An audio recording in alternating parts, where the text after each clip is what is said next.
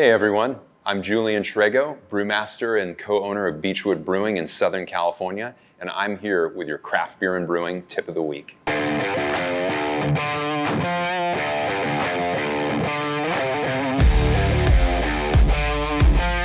When it comes to flavor first, what does that really mean? Beer is experienced in many different ways, from aroma to taste to texture, but ultimately, when it's sitting on your palate and you're enjoying that beer, flavor is, for me at least, the biggest component of what makes a beer a beer. You can certainly sit there and smell a beer for many, many hours, and I know plenty of them are magical enough to do that and captivating enough to just sit there and ponder the aroma for a long period of time. But eventually, you want to drink that beer, and so that's where the flavor comes in. And when it comes to starting points for flavor first, I will think about a general concept for the beer or maybe a particular style. Let's take, for example, German Pilsner. When I think of German Pilsner, I think of light, crackery malt, floral hops, maybe some earthy hop components in there, and a little bit of minerality in the finish. So when it comes to those key components right there, what is gonna set my foundation? Probably some type of Pilsner malt will get me that light, crackery, fresh dough component.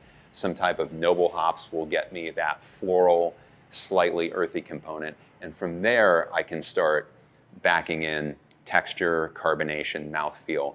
But thinking about flavor first and what ingredients are gonna get me to that flavor point. And when it comes to something a little bit more abstract, maybe just a general idea, if somebody said, I want a beer that's gonna taste like German chocolate cake.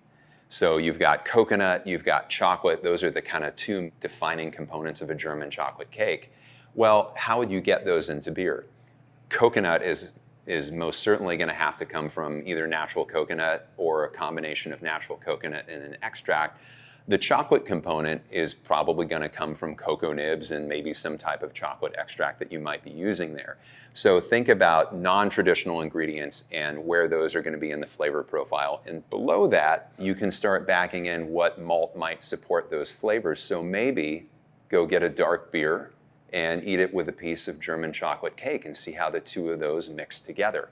And that's an example of thinking of flavor first. And you can take inspiration from anything. It doesn't even have to be beer related. So one of the ways that I first start to kind of template my recipe ideas, especially if it's something new, is I use brewing software.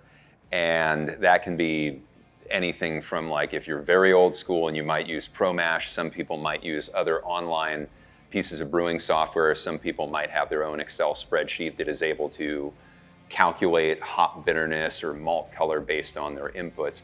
Whatever tool you use is fine as long as you can correlate things, in my opinion, on paper to a finished product.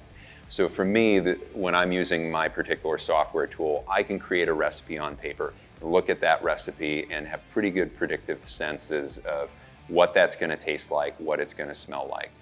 And for me, I do like to have kind of a template. I do like to write it down. Some of those ideas do exist in my head, but ultimately, you have to create a written recipe either for you to follow for predictability or for your brewing team to follow. I think having a tool, whatever you use, that is well correlated to your predictive sensibilities is important.